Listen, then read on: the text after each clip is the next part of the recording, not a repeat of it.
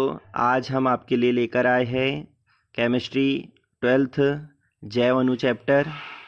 इससे संबंधित one liner objective question हम लेकर आए हैं।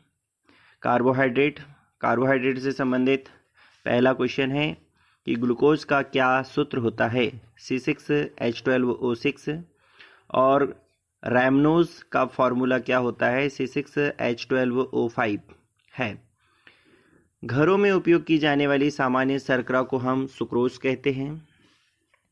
दूध में पाई जाने वाली शर्करा को लैक्टोज कहा जाता है। कार्बोहाइड्रेट की मूल इकाई सैकेराइड है। प्रकृति में लगभग 20 प्रकार के मोनोसैकेराइड ज्ञात है। मोनोसैकेराइड के उदाहरण पेपर में पूछा जाता है। ग्लूकोज, फ्रैक्टोज और राइबोज है। ओलिगोसैकेराइड का जो उदाहरण है सुक्रोज और माल्टोज है। सुक्रोज के जल अपघटन से ग्लूकोज एवं फ्रैक्टोज बनता है। यहाँ पेपर में ज़्यादातर पूछा जाने वाला प्रश्न है। माल्टोज के जल अपघटन से जो है ग्लूकोज और ग्लूकोज का निर्माण होता है। यहाँ भी सबसे ज़्यादा पेपर में पूछा जाने वाला प्रश्न है। पॉलीसैकेराइड को हम अशर्करा भी कहते हैं, जिसका उदाहरण है स्टार्च, सेलुलोज और ग्लाइकोजन इसके मुख्य उदाहरण हैं। पेपर में पिछली बार यह प्रश्न पूछा गया था ग्लूकोज की अवस्था के ऊपर 2025 एमपी बोर्ड में। यह प्रकृति में मुक्त और संयुक्त दोनों अवस्थाओं में मिलता है। यह आईएमपी प्रश्न है जो आया है पेपर में। इसके बाद जो ग्लूकोज है वह मीठे फलों, शहद और पके हुए अंगूरों में पाया जाता है। स्टार्च के जल अपघटन से ग्लूकोज प्राप्त होता है। यह इंपॉर्टेंट क्वेश्चन है परीक्षा की दृष्टि से। यह एमपी बोर्ड के अभी प्री बोर्ड में आया है। ग्लूकोज एक एल्डोएक्सोज है और इसे डेक्सट्रोज भी कहते हैं। यह अभी प्री बोर्ड के पेपर में आया हुआ है। सही जोड़ी में जो 30 नंबर का पॉइंट है वो देखने को मिलता है। D+ ग्लूकोज की संरचना हावर्थ पाइरेन संरचना कहलाती है। फ्रैक्टोज यह एक महत्वपूर्ण कीटोहेक्सोज है। यह सही जोड़ी में प्री बोर्ड एग्जाम में आया है। इसकी संरचना फ्यूरॉन प्रकार की होती है। ग्लाइकोसाइड बंध यह भी पिछले साल आया हुआ 2025 का ऑब्जेक्टिव क्वेश्चन है। दो मोनोसैकेराइड इकाइयों के मध्य बनने वाले आबंध को ग्लाइकोसाइडी बंध कहते हैं। स्टार्च जो है पेड़ पौधों में पाया जाने वाला पॉलीसैकेराइड है। स्टार्च मनुष्यों के लिए आहार का मुख्य स्रोत होता है। पौधों की कोशिका भित्ति का प्रधान अवयव जो है सेलुलोज है। ग्लाइकोजन प्राणी शरीर में कार्बोहाइड्रेट ग्लाइकोजन के रूप में संग्रहित रहता है। यह सब वन लाइनर क्वेश्चन है आपके लिए एमपी बोर्ड 2026 में जरूर आने वाले क्वेश्चन है, इसलिए कृपया ध्यान दीजिए और एक एक क्वेश्चनों को आप अपने नोट्स में नोट कर लीजिए। प्रोटीन से संबंधित क्वेश्चन है कि प्रोटीन जीव जगत में सर्वाधिक पाए जाने वाला जैव अणु है। पेपर में पिछली बार क्वेश्चन पूछा गया था प्रोटीन किस स्रोतों से प्राप्त होता है। दूध, पनीर, दालें, मूंगफली, मछली और मांस प्रोटीन के प्रमुख स्रोत हैं। सभी प्रोटीन अल्फा एमिनो अम्लों के बहुलक होते हैं। ऑब्जेक्टिव में पूछा जाता है कि प्रोटीन किससे मिलकर बना हुआ है, तो अल्फा एमिनो अम्लों से मिलकर बना हुआ है। एमिनो अम्लों में एमिनो जो है NH2 समूह पाया जाता है और कार्बोक्सिलिक COOH प्रकार्यात्मक समूह उपस्थित होते हैं। एमिनो अम्ल सामान्यतः रंगहीन क्रिस्टली ठोस होते हैं। एमिनो अम्लों की प्रकृति कैसी होती है, उभयधर्मी होती है। प्रोटीन में एमिनो अम्ल आपस में पेप्टाइड बंधु द्वारा आपस में जुड़े हुए होते हैं। 27 नंबर का जो पॉइंट है पिछले साल 2025 एमपी बोर्ड में आया था। यदि उत्पाद दो एमिनो अम्लों के द्वारा बनता है तो इसे डाइपेप्टाइड कहते हैं।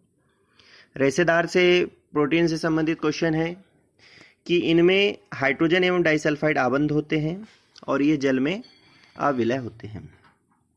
रेशेदार प्रोटीन के उदाहरण हैं केरेटिन और मायोसिन। यह भी पेपर में 2022 एमपी बोर्ड के बोर्ड एग्जाम में आया था। बाल, ऊन तथा रेशम में उपस्थित प्रोटीन कौन सा है, तो केरेटिन है।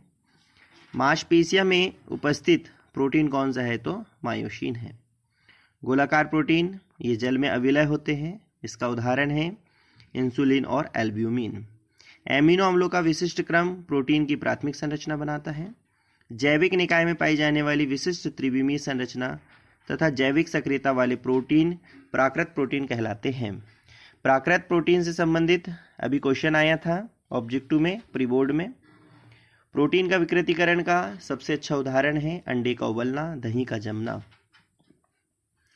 एंजाइम से संबंधित क्वेश्चन इस प्रकार आ सकते हैं। एंजाइम, लगभग सभी एंजाइम गोलाकार प्रोटीन होते हैं। एंजाइम किसी विशेष अभिक्रिया अथवा विशेष क्रियाधार के लिए विशिष्ट होते हैं। माल्टेज एंजाइम की उपस्थिति में ग्लूकोज 2 ग्लूकोज में के अणुओं में बदल देता है, मतलब माल्टोज जो है ग्लूकोज और ग्लूकोज में आपस में टूट जाते हैं। विटामिन से संबंधित क्वेश्चन इस प्रकार है। वसा में विलय विटामिन कौन कौन से हैं? तो vitamin A, D, E, vitamin के, ये वसा में विलय है। जल में विलय विटामिन जो है विटामिन बी और विटामिन सी है। विटामिन से संबंधित जो क्वेश्चन है वह सही जोड़ी के रूप में इस प्रकार आते हैं। विटामिन ए का रासायनिक नाम रेटिनॉल है। विटामिन बी1 का रासायनिक नाम थायमीन है। विटामिन बी2 का रासायनिक नाम राइबोफ्लेविन है। विटामिन बी6 का रासायनिक नाम पीरिडॉक्सिन है।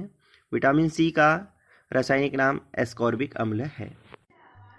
न्यूक्लिक अम्ल और हार्मोन से संबंधित कुछ क्वेश्चन इस प्रकार हैं। न्यूक्लिक अम्ल जो है डीएनए और आरएनए से मिलकर बना हुआ होता है। डीएनए में पाए जाने वाले जो क्षारक होते हैं वह एडेनिन, ग्वाइनिन, साइटोसिन और थायमीन होते हैं।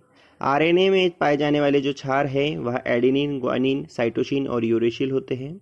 आरएनए 3 प्रकार के होते हैं। एम आरएनए मैसेंजर आरएनए कहलाता है। आर आरएनए का फुल फॉर्म राइबोसोमल आरएनए है। टी आरएनए का मतलब ट्रांसफर आरएनए है। यह भी पेपर में पूछा गया बार बार प्रश्न है कि डीएनए मॉडल जो है किसने दिया है? वाटसन और क्रिक्स ने दिया है। हार्मोन्स क्या होता है? ये अणु कोशिकाओं के मध्य संदेशवाहक का कार्य करते हैं, उसे हम हार्मोन कहते हैं। हार्मोन में आता है एपिनेफ्रिन व नार एपिनेफ्रिन, ये बाह्य उद्दीपक हार्मोन होते हैं। पिछली बार क्वेश्चन पूछा गया था टेस्टोस्टेरोन पुरुषों के लक्षण जैसे आवाज़ में भारीपन, चेहरे पर बाल आदि के लिए उत्तरदायी है। एस्ट्रेडियोल महिलाओं के लक्षणों के लिए उत्तरदायी है। और प्रोजेस्टेरोन निषेचित अंडों की स्थापना, गर्भावस्था के रखरखाव में भी सहायक है। इस प्रकार जो है बायोमोलिक्यूल चैप्टर नंबर जो दिया हुआ है हमारे पास 10 केमिस्ट्री 12th क्लास का, उससे संबंधित यह 1 लाइनर ऑब्जेक्टिव क्वेश्चन है। धन्यवाद।